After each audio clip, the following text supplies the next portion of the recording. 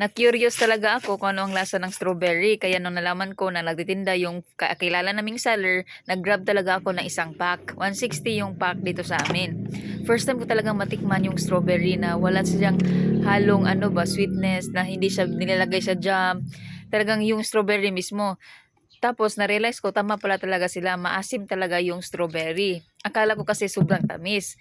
Kasi yung ibang feedback 'di ba, sobrang tamis, pero majority ang nagsasabi talaga na hindi talaga matamis ang strawberry. So yun nga, na-conclude ko nga, oh tama nga pala sila.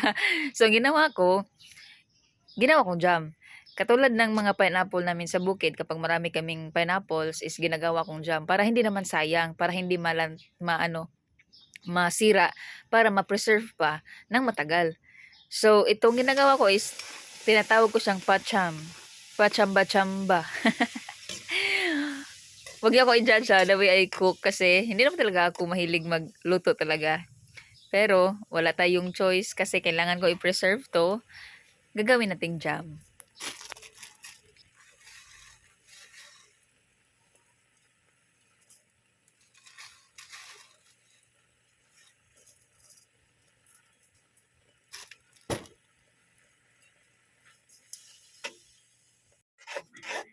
First time ko talagang makatikim ng strawberry ngayon. Pero lagi na ako nakakain ng strawberry jam, ng strawberry cake, at iba't ibang flavor na may strawberry. Pero yung talagang mismong raw strawberry, yung prutas mismo talagang first time ko pa ngayon. So, mas masarap siya kapag i-jam or i-shake.